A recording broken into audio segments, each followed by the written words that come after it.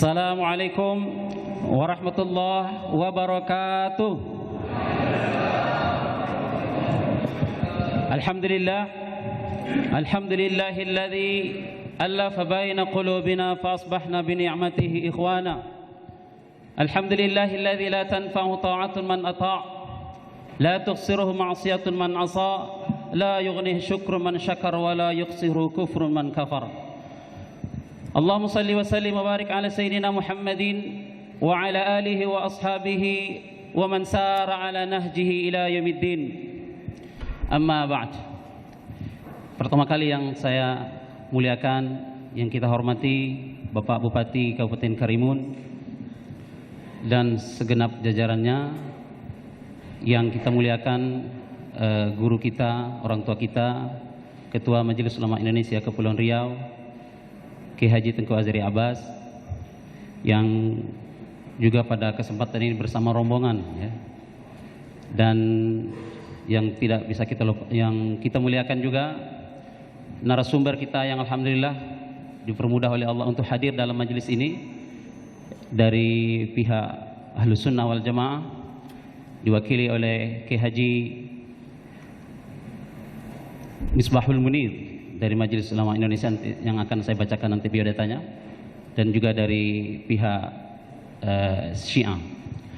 Alhamdulillah, pada kesempatan kali ini Allah Subhanahu wa taala pertemukan kita, juga yang tidak saya lupakan, ya, Wakil Ketua DPRD Bapak Iskandar Shah.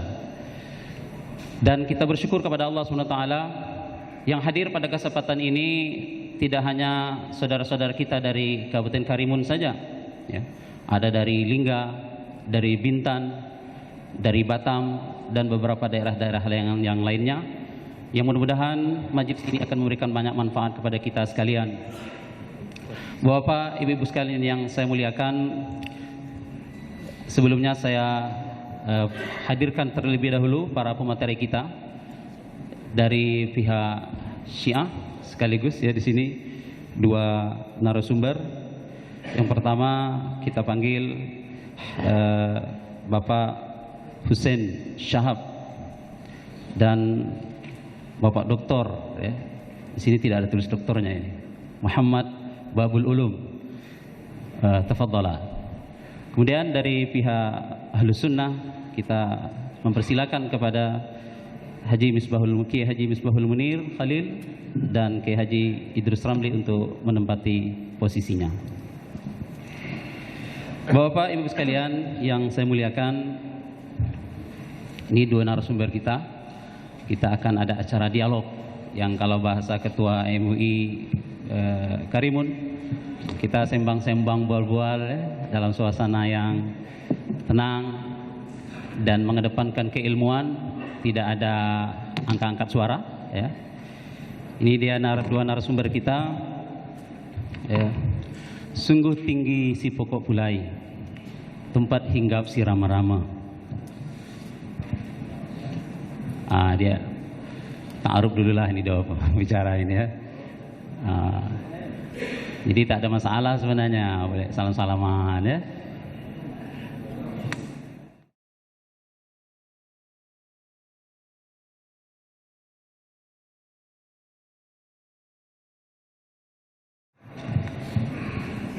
Saya ulang pantun saya, agaknya dari tadi kering-kering saja, tak ada pantun satu pun, ya. Saya bagilah satu pantun dulu. Sungguh tinggi si pokok pulai, tempat hinggap si rama-rama. Sebelum dialog ini kita mulai, saya kenalkan pemateri kita bersama-sama, ya. Dari sebelah kanan kita hari ini ada dua pemateri. Yang pertama dari sebelah paling ujung, ya, Dr. Muhammad Babul Ulum. Beliau kelahiran Pekalongan 15 Juli 1974, pendidikan KMI Pondok Modern Gontor, S1 juga di Darussalam Gontor, S2 di UIN Sunan Gunung Jati Bandung, dan S3 di UIN Syarif Hidayatullah Jakarta. Beliau memiliki 3 karya ilmiah, 3 buku, Merajut Ukhuwah Memahami Syiah, Kesesatan Sunni Syiah, dan buku yang ketiga, Polemik Sunni dan Syiah. Pembicara yang kedua, Bapak Yang Mulia Hussein Syahab. Beliau kelahiran Jakarta tahun 62, pendidikan S1 di Hauza Ilmiah Qum, Iran, dan S2 di Islamic University Malaysia. Ya. Beliau juga memiliki karya ilmiah, diantaranya dialog Sufi, ada 2 jilid. Kemudian yang kedua, Akhirnya Kutemukan Kebenaran, sebagai buku terjemahan. Di sebelah kiri saya, paling dekat dengan saya, tidak asing lagi mungkin ya, Kiai Haji Idrus Ramli. Beliau kelahiran Jember tahun 75. Pendidikan beliau di Pondok Pesantren Sidogiri, Pasuruan. Sekarang beliau sebagai Rois Syuriah PCNU Kencong. Ini mohon maaf nih bahasanya ini ya. Kencong atau kencong ini? Kencong, Jember. Beliau adalah Dewan Pakar Aswaja Center PWNU Jawa Timur dan Wakil Sekjen Majelis Intelektual dan Ulama Muda Indonesia MIUMI Pusat. Dan yang terakhir, Bapak Kiai Haji Misbahul Munir Khalil. Beliau kelahiran Probolinggo tahun 72. Sekarang sebagai anggota Komisi Fatwa Majelis Ulama Indonesia MUI Pusat dan pengurus Pusat Lembaga Dakwah Nahdlatul Ulama ya, PBNU. Baik, Bapak Ibu sekalian, saya tentu tak mungkin boleh berlama-lama sangat ya, karena kita sebenarnya ingin mendengarkan pemaparan dari kedua pemateri. Tapi sebelumnya kita tentu ada aturan main yang dah kita sepakati. Masing-masing peserta sudah dibagikan ada sekitar 14 aturan main. Tentu saya bacakan terlebih dahulu. Untuk menjaga ketertiban diskusi dan tanya jawab dalam acara Dialog Sunni Syiah di Gedung Nasional Tanjung Balai Karimun, maka dengan ini disusun tata tertib sebagai berikut. Pertama, peserta dialog adalah peserta resmi dengan membawa undangan dari panitia. Tentu sudah diseleksi di depan ya. Kedua, peserta melapor kepada panitia dengan menunjukkan undangan ketika akan memasuki ruang diskusi. Ketiga, peserta wajib mengikuti acara dengan seksama, khusyuk, memperhatikan dan mendengarkan pembicara ketika menyampaikan materi, menjawab dan atau pertanyaan lainnya. Keempat, peserta wajib menjaga suasana aman, kondusif dalam kegiatan diskusi ini dan tidak dibenarkan membuat kegaduhan, tindakan anarkis dan lain-lain yang bersifat mengganggu keamanan ketertiban acara. Kelima, peserta wajib mematuhi semua arahan dan petunjuk moderator, baik ketika akan bertanya atau akan memberikan jawaban, penjelasan dan penggunaan waktu. Keenam, moderator adalah pemimpin dalam acara dialog ini dan akan menentukan jalannya diskusi atau dialog dari awal sampai akhir sesuai ketentuan. Ketujuh, peserta boleh berbicara bertanya setelah mendapat izin dipersilakan oleh moderator. Kedelapan, tema pembahasan pada dialog ini adalah masalah Sunni Syiah. Kita tidak ingin masalah menyerempet sana kemari. Dan lebih khusus lagi kita berharap lebih pada masalah akidah. Ya, kita tidak terlalu ingin membahas masalah furu'iyah. Pertanyaan, saran, masukan dan lain-lain yang boleh disampaikan adalah yang berhubungan dengan tema. Moderator dapat menegur atau memberhentikan peserta dialog ketika bertanya, menjawab atau memberi saran dan masukan jika dianggap menyimpang dari tema atau melebihi waktu yang diberikan. 11. Peserta yang menyimpang atau melanggar tata tertib dan telah mendapat teguran pertama dan kedua akan dikeluarkan dari ruangan jika tetap melakukan pelanggaran. 12. Dialog adalah dialog ilmiah. Dan untuk itu tidak dibenarkan mengarah kepada debat kusir, ngotot-ngototan, meninggikan suara karena emosi, menghina, menjelek-jelekan kelompok lainnya dan lain sejenis. 13. Hasil dialog atau rekomendasi akan disampaikan kepada pihak yang berwenang dan kompeten untuk ditindaklanjuti dan kebaikan selanjutnya. Terakhir, tata tertib ini mengikat dan wajib dipatuhi oleh semua peserta dialog. Ya, ini ditandatangani oleh Ketua MUI Karimun dan Ketua Panitia. Baik, Bapak Ibu sekalian, dan tibalah kita pada, saya akan bagi dua sesi. Ya. Sesi pertama pemaparan dari dua narasumber kita, dan karena waktu kita ini memang agak sedikit molor ya. Jam saya menunjukkan 9.36, dah ketemu Melayu dah 9.30. Ya. Jadi kita punya waktu yang tidak banyak. Oleh karena itu sesi pertama nanti akan pemaparan masing-masing narasumber kita masing-masing 10 menit. Setelah itu kita akan masuk sesi tanya jawab ya. Dan kita sesi tanya jawab juga akan bagi dua sesi mudah-mudahan. Dan setelah itu kita tutup acara. Tentu dengan waktu yang singkat ini kita tidak mungkin bisa memuaskan ya, dan tidak akan puas-puasnya. Tapi mudah-mudahan ini menjadi pencerahan kepada kita sekalian. Dan perlu ketahui juga bahwa dialog ini tidak berdiri sendiri, ujuk-ujuk muncul dialog. Karena ini sebelum muncul dialog ini itu sudah ada semacam bedah buku di Kota Batam. bedah buku, kemudian pelatihan para dai di Batam itu sampai 2 kali dengan menghadirkan narasumber dari Majelis Ulama Indonesia Pusat. Datang dari berbagai macam daerah termasuk utusan Karimun. Tapi waktu itu ada kegiatan musabaqah ya. Dan kemudian karena buku ini memang cukup masif menyebar di Batam oleh Majelis Ulama Indonesia. Oleh karena itu kemudian pimpinan Yayasan Nainawa kemudian siap mengajak dialog. Nah, dan ini sudah barang tentu karena judulnya saja sudah menjelaskan bahwa Syiah itu ada penyimpangan. Oleh karena itu pada kesempatan ini kita lebih efisienkan waktu. 10 menit pertama kita serahkan kepada salah satu dari 2 narasumber Syiah, ya semacam gayung bersambut lah, ya sebagai jawaban terkait dengan beredarnya buku ini karena sudah terlalu masif gitu. Dan untuk yang pertama kita persilakan dari salah satunya, siapa dulu ini? Pak Habib, kita kasih waktu 10 menit. Falyatafaddal mashkura.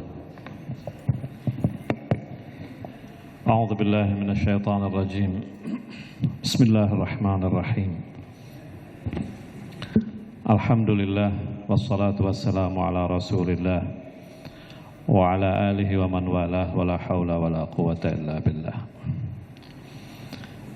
Pertama-tama saya ingin mengucapkan terima kasih yang sebesar-besarnya kepada panitia yang telah memberikan kesempatan kepada kami untuk hadir pada dialog sunnah Syiah pada pagi hari ini.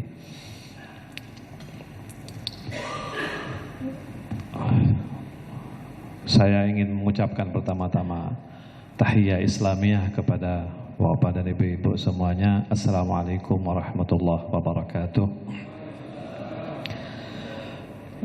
Yang terhormat Bapak Bupati Karimun yang kami muliakan, Bapak Ketua MUI Provinsi Kepulauan Riau, Bapak Ketua MUI Balai Karimun, para hadirin dan hadirat, saya cukup terkejut ketika ada sebuah rencana acara dialog sunnah Syiah di Pulau Karimun yang kecil ini. Karena saya melihat bahwa masyarakat Pulau Karimun ini adalah masyarakat yang sebetulnya tidak terlalu tahu tentang perbedaan sunnah dan Syiah. Tetapi karena dunia sekarang ini semakin kecil, orang semuanya bisa mengakses internet, dan kebetulan juga sekarang ini ada sebuah buku yang cukup masif terdistribusi. Akhirnya masalah sunnah dan Syiah ini sampai juga ke kota Balai Karimun. Dan alhamdulillah hari ini sepertinya kita ingin berdialog.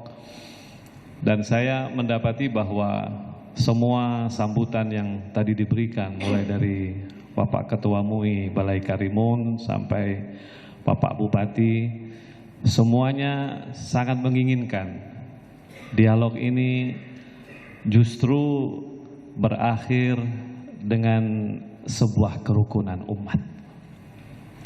Dan saya pikir itulah yang sangat kita harapkan. Karena bagaimanapun pluralitas umat ini tidak bisa kita lupakan, tidak bisa kita abaikan. Umat Islam sekarang ini di dunia maupun di Indonesia memang mereka terkotak-kotakkan pada mazhab-mazhab. Bahkan kalau kita melihat dunia Islam sekarang ini, dunia Islam itu terkotakkan pada mazhab-mazhab, walaupun jumlah mereka sesungguhnya cukup besar, 1,6 miliar kaum muslimin yang ada di dunia. Tetapi mereka terkotak-kotakkan pada mazhab. Paling besar memang perbedaan mazhab sunnah dan Syiah. Tetapi di dalam Syiah itu sendiri ada mazhab kecil, sebagaimana dalam Sunni juga ada mazhab kecil. Nah, perbedaan mazhab yang ada di dalam dunia Islam ini sebetulnya lahir daripada perbedaan penafsiran atas nas-nas yang ada. Al-Quran memang menyebutkan wa inna hadhihi ummatukum ummatan wahidah wa ana rabbukum fa'budun. Sesungguhnya umat ini adalah sebuah umat yang satu dan aku adalah Tuhan kalian, hendaklah kalian menyembahku. Memang umat Islam ini pada intinya adalah satu umat karena mereka disatukan oleh tauhid, beriman kepada Allah Subhanahu wa taala. Siapapun yang mengucapkan dua kalimat syahadat, mereka adalah umat Rasulullah sallallahu alaihi wasallam. Sunnah dan Syiah adalah umat Rasulullah. Mereka percaya kepada Allah, mereka percaya kepada Nabi Muhammad sallallahu alaihi wasallam, mereka percaya kepada hari akhirat. Adapun kemudian beberapa pilar-pilar akidah yang lain ada perbedaan, itulah yang membedakan satu madhab dengan madhab yang lainnya. Jadi misalnya kalau kita lihat di dalam madhab Asy'ari, kita melihat ada 6 rukun iman. Tetapi kalau kita lihat di dalam madhab Al-Mu'tazilah misalnya, yang juga merupakan bagian daripada madhab akidah Ahlus Sunnah wal Jamaah, mereka punya 5 pilar. Syiah pilarnya atau rukun imannya juga 5, berbeda dengan Asy'ari dan sama dengan Mu'tazilah. Al-Maturidi misalnya tidak menyebutkan jumlah rukun imannya. Salafi juga tidak menyebutkan jumlah rukun imannya. Apalagi kalau kita masuk misalnya ke madhab akidah Al-Jahmiyah dan sebagainya. Nah, karena itu perbedaan ini adalah sesuatu yang nyata yang ada di dalam tubuh umat Islam. Begitu juga dengan hukum fikih, madhab fikih. Itu juga kita melihat perbedaan-perbedaan yang ada. Misalnya dalam madhab Hanafi, sentuhan sesama dengan muhrim tidak membatalkan, madhab Syafi'i membatalkan. Atau misalnya Maliki membolehkan makan anjing, sementara madhab yang lain tidak membolehkan makan anjing. Nah, pertanyaan saya adalah, dari mana perbedaan ini muncul? Apakah perbedaan ini muncul sejak zaman Nabi? Tentu jawabannya tidak. Perbedaan ini muncul karena penafsiran yang berbeda dari nas-nas yang ada di dalam Al-Quran dan hadis Nabi. Jadi masalahnya adalah penafsiran. Syiah, lahirnya Syiah karena menafsirkan sebuah nas yang berbeda daripada Ahlus Sunnah menafsirkan sebuah nas. Dalam tubuh Ahlus Sunnah wal Jamaah juga begitu. Syafi'i misalnya menafsirkan sesuatu berbeda dengan Abu Hanifah menafsirkan sesuatu. Itu dalam hal fikih. Dalam hal akidah juga begitu. Perbedaan yang sangat besar antara Salafi Ibnu Taimiyah misalnya dengan Asy'ari adalah sesuatu yang cukup besar perbedaannya. Seperti misalnya ayat Al-Quran yang berbicara tentang Ar-Rahmanu 'alal 'arsy istawa. Bahwa Al-Quran, bahwa Allah Subhanahu wa ta'ala yang Maha Rahman istawa di atas arash. Perbedaan yang cukup besar antara Ibnu Taimiyah dengan Abul Hasan Al-Asy'ari. Nah, begitu juga dengan Syiah. Syiah berbeda dengan Abul Hasan Al-Asy'ari, juga berbeda dengan Salafiyah, juga berbeda dengan Mu'tazilah dalam hal yang nasnya itu tidak memberikan sebuah penjelasan kecuali penafsiran-penafsiran yang berbeda-beda. Yang berbeda-beda itu. Karena itu Bapak dan Ibu-ibu yang sangat saya muliakan, kita tidak bisa menafikan berbagai mazhab yang ada di dunia ini dan juga di Indonesia. Yang sangat kita butuhkan adalah kedewasaan di dalam menyikapi perbedaan itu. Indonesia punya satu prinsip yang luar biasa yang dilahirkan oleh para leluhur kita, Bhinneka Tunggal Ika. Berbeda-beda tetapi kita satu tujuan. Berbeda-beda, beraneka ragam dalam beragama, dalam bermazhab, dalam bangsa, di dalam ras dan sebagainya, tetapi kita memiliki satu tujuan. Dan itulah tujuan yang sangat kita damba-dambakan, memahami perbedaan satu dengan yang lain, berbesar hati perbedaan satu dengan yang lain, bersatu di dalam membangun bangsa dan negara Indonesia, sehingga umat Islam di Indonesia menjadi sebuah umat yang besar, sebagaimana firman Allah Subhanahu wa taala, kuntum khaira ummatin ukhrijat linnas. Dan inilah yang sangat diharapkan oleh orang-orang Syiah. Di Indonesia orang-orang Syiah memang tidak banyak, tetapi sesungguhnya Syiah itu sudah ada di Indonesia berabad-abad yang lalu. Mohon maaf kepada pembicara, waktunya 1 menit lagi. Kalau kita lihat misalnya kerajaan Islam pertama di Indonesia, yaitu kerajaan Perlak, sangat dikenal itu sebagai kerajaan Syiah. Artinya Syiah sudah berada berabad-abad yang lalu dan sampai sekarang juga ada, dan tidak pernah orang-orang Syiah coba membongkar misalnya perselisihan antara sunnah dan Syiah. Tujuan orang-orang Syiah, dan saya yakin tujuan apalagi sunnah, apalagi Syiah dengan NU ini memiliki perbedaan, memiliki persamaan yang luar biasa. Gus Dur pernah mengatakan NU itu adalah Syiah minus imamah. Jadi perbedaan dengan NU hampir sangat kecil, dan karena itu saya berharap mudah-mudahan kiai-kiai dari NU bisa juga menemukan sisi-sisi yang bisa mempererat hubungan antara sunnah dan Syiah, dan mudah-mudahan majelis kita hari ini bisa menjadi sebuah momen yang sangat bagus untuk itu. Dan mohon maaf, wassalamualaikum warahmatullahi wabarakatuh. Assalamualaikum. Jazakallah khairan katsiran atas pemaparannya dengan lugas tegas ya. Tetapi tentu juga kita ingin mendengarkan tanggapan dari pihak Ahlus Sunnah wal Jamaah berkaitan dengan apa yang disampaikan tadi oleh Ustadz Hussein Syahab. Dan dari pihak Ahlus Sunnah kepada Pak Kiai Misbah, kita kasih waktu juga yang sama ya, 10 menit kepada beliau. Falyatafaddal mashkura. Baik. Mana mic-nya?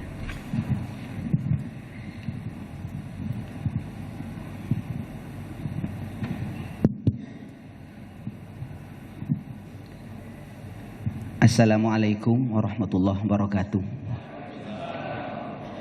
Bismillah, alhamdulillah, la hawla wa la quwata illa billah, wassalatu wassalamu ala rasulillah wa ala alihi wa ashabihi wa man tabi'ahu wa wala amma ba'du. Singkat saja, kami dari Majelis Ulama Indonesia diutus untuk sosialisasi buku ini.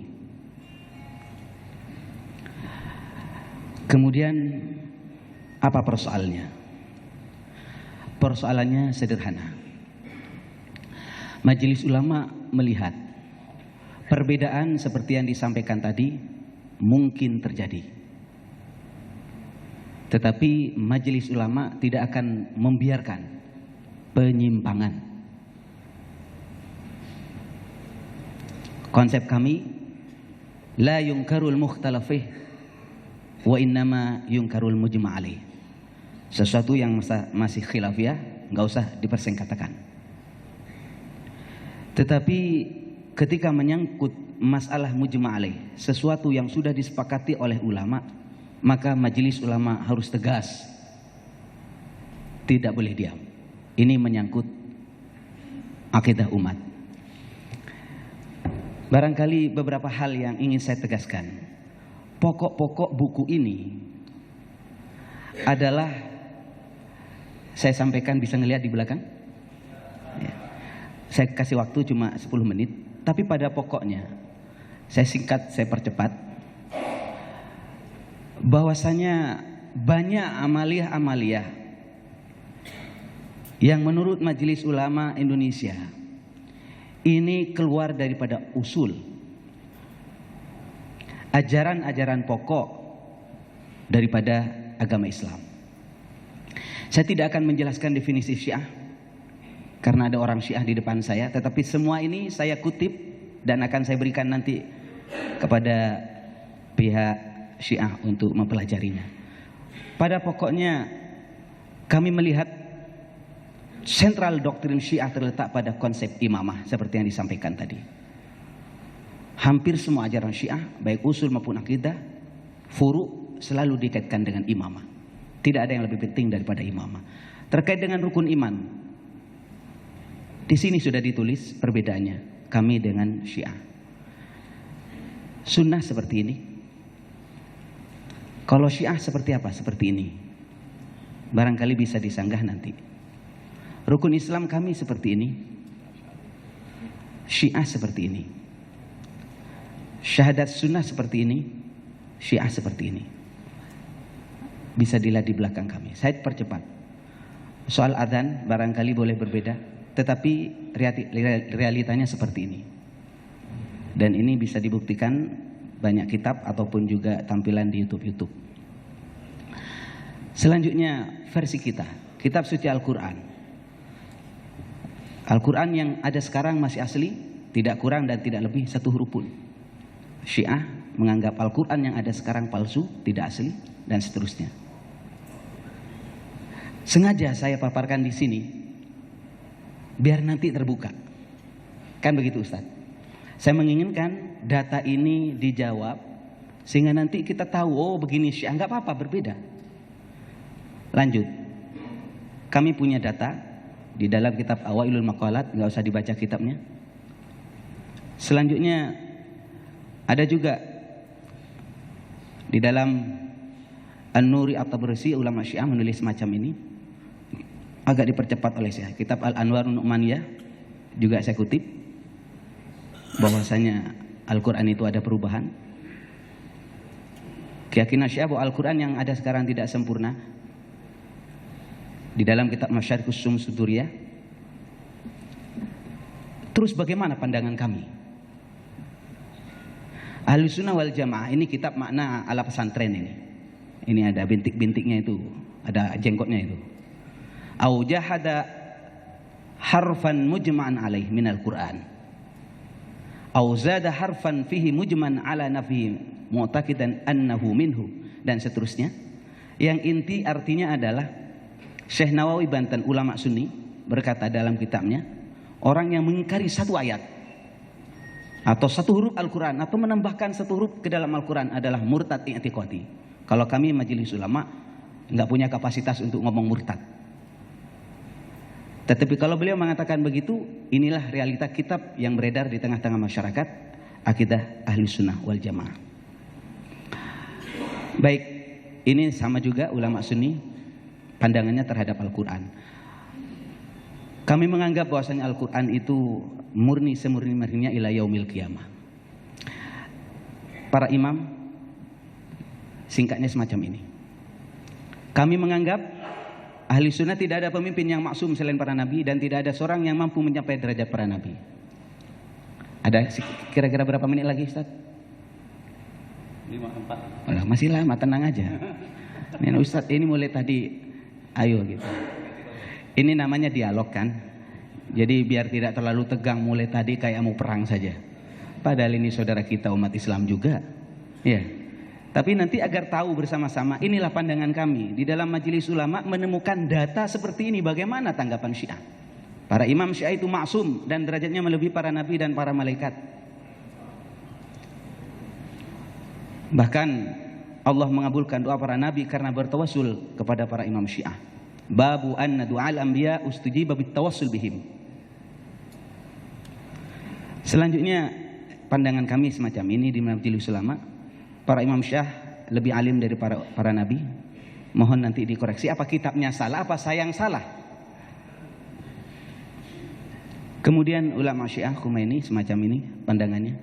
Anna lil imam maqaman mahmudan wa darjatan samiyah wa khilafatan takwiniyah, yang intinya sesungguhnya imam mempunyai kedudukan yang terpuji, derajat yang mulia dan kepemimpinan mendunia, di mana sisi alam ini tunduk di bawah wilayah dan kekuasaannya, dan seterusnya. Ulama Syiah, kehebatan Sayyidina Ali melebihi Rasulullah. Bukan provokatif. Tapi kitabnya saya kutip di dalam kitab Al-Anwarun Nu'maniyah semacam ini, yang digaris bawah itu. Fa innahu utiya syaja'atan, dan seterusnya, 3 keistimewaan Ali yang tidak dimiliki oleh Nabi Muhammad SAW. Inilah poin-poin kami yang nanti barangkali kita bahas lebih lanjut lagi. Sehingga mengapa kami harus berdialog. Jangan hanya ngomong sendirian. Kami ngomong, oh Syiah begini, Syiah begini. Pak Jalaluddin Rahmat mengatakan, udahlah orang Sunni jangan ngomong tentang Syiah. Atau sebaliknya orang Syiah jangan ngomong tentang Sunni, masing-masing saja. Tapi kan dialog boleh. Sehingga nanti terbuka data dan fakta. Oh begini Sunni, kenapa menjadi mayoritas di Indonesia? Karena Sunni kelakuannya macam begini. Oh kenapa Syiah tidak laku di Indonesia? Oh karena begini, kan enak. Itu saja barangkali. Kemudian terkait dengan paling parah yang barangkali yang perlu jadi catatan adalah soal sahabat. Bagi kami punya tradisi waktu sholat itu, sholat tarawih Pak Kiai. Kalau sholat itu disebut Sayyidina Umar ibn al-Khattab radhiyallahu anhu gitu kan. Sayyidina Abi Bakrin Siddiq radhiyallahu an. Kami melihat di dalam kitab-kitab Syiah kok tidak seperti itu. Mohon kami penjelasannya nanti. Inilah barangkali terkait putri Nabi juga demikian.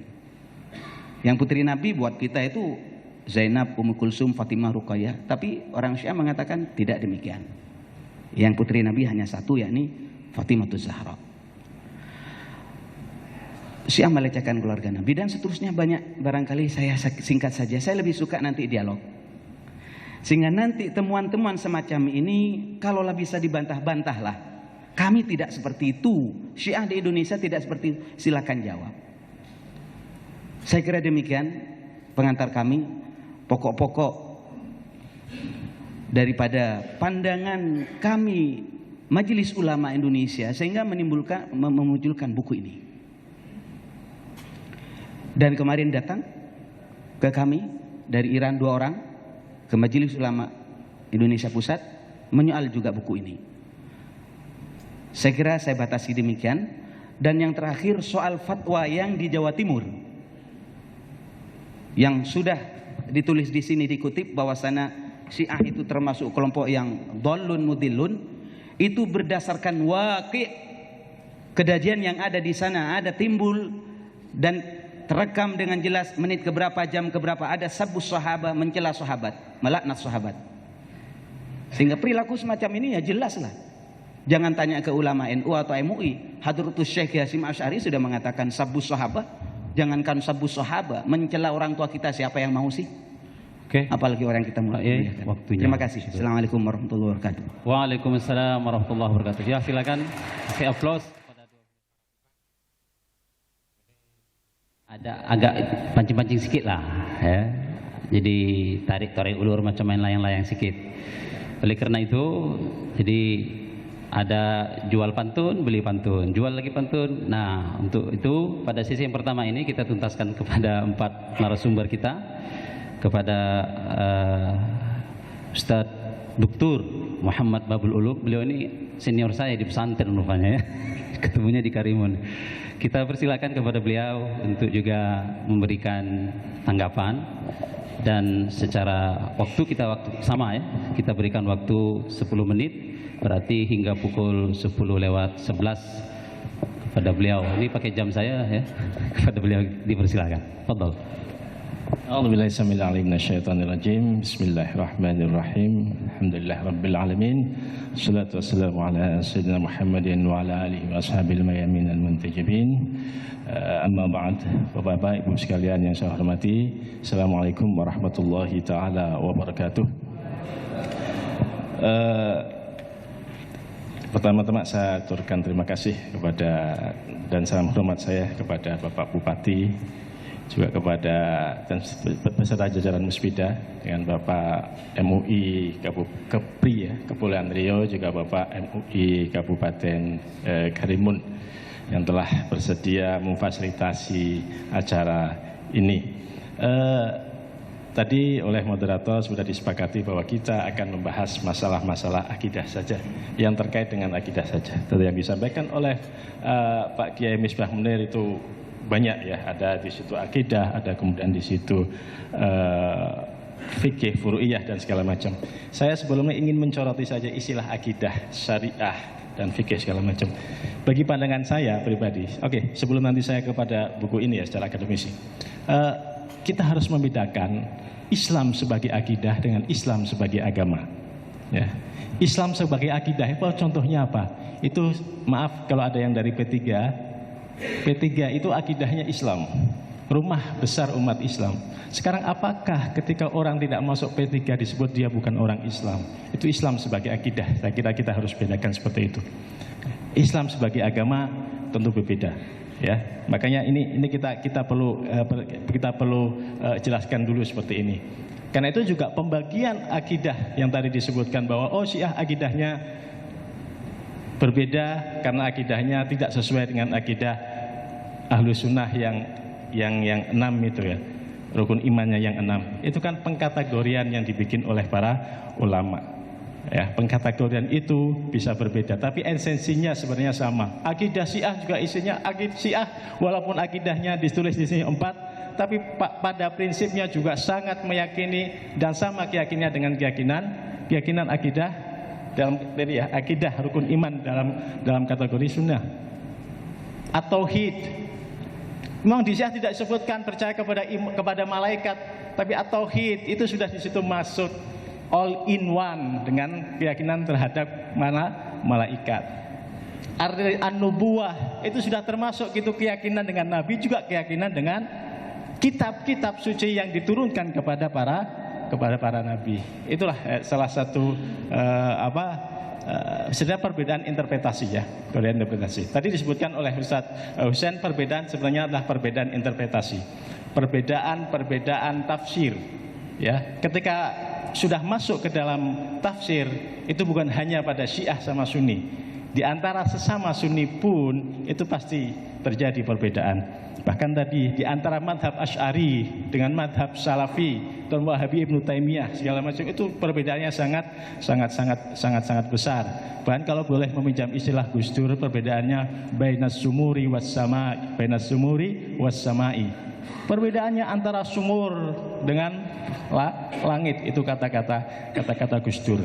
Nah, karena kita tadi ingin merajut uhwah ya, saya juga sudah menulis buku saya itu judulnya Merajut Uhwah Memahami Syiah ya. Merajut Uhwah Memahami Syiah itu buku hasil daripada riset disertasi saya di Gontor, di alma maternya Pak moderator kita ya. Ini riset saya di Gontor, judul aslinya adalah Masdarut Tasyri' inda Madhabil Ja'fariyah. Saya yakin bahwa orang-orang yang menyesatkan Syiah itu karena dia tidak memahami apa itu Syiah.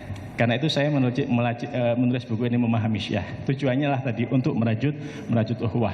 Nah, perbedaan, kalau kita berbicara perbedaan, banyak perbedaan. Tapi kata Ahmad Thoyyib, Rektor Al-Azhar, sebenarnya perbedaan Sunni Syiah itu apa? Hanya 10%, 90%-nya adalah sama. Kenapa kita umat Islam itu mempermasalahkan yang 10%, dan meninggalkan kesamaan yang 90%. Dan tadi sudah disampaikan oleh Ustadz Misbah bahwa perbedaan asasi intinya adalah pada doktrin imamah. Ya, pada doktrin imamah. Saya punya tesis, sebenarnya perbedaan Sunni Syiah itu adalah perbedaan interpretasi. Oke, tesis saya seperti itu, ya. Syiah meyakini 12 imam. Ya. Nanti apakah itu maksum segala macam itu sebenarnya diskusi yang lain. Sekarang Syiah meyakini 12 imam. Dari mana Syiah meyakini 12 imam itu? Ini ada dalam riwayat Sahih Muslim ya. Kitab Muslim di sini disebutkan bahwa umat ini akan selalu, agama ini akan terus tegak berdiri selama masih adanya 12 khalifah atau 12 amir ya. La yazalu amrun nas ma'jan mawal yawm isna asyara rajulan. Itu kata-katanya pertama isna asyara rajulan, lahum di sini yang riwayat lainnya la yazalul islamu azizan illa isna asyara khalifah. Ya, ada ketika masih adanya 12 khalifah itu ataupun ya 12 khalifah itu, maka dunia ini akan terus tegak berdiri. Nah, sekarang siapa itu yang 12 khalifah yang diwartakan di dalam kitab Sahih Muslim ini? Nah, Syiah itulah meyakini bahwa 12 khalifah itu adalah 12 imam. Itu. Ya, Sunni meyakini yang 12 khalifah itu bukan 12 imam. Ya, itu adalah interpretasi Sunni. Syiah melakukan menginterpretasikan seperti itu boleh apa tidak? Itulah tadi saya sampaikan bahwa perbedaan kita adalah perbedaan pada interpretasi. Ya. Kemudian masalah buku ini tadi, buku ya, karena memang tadi sebabnya ini juga karena sebab gara-gara buku ini kemudian ada ini ya.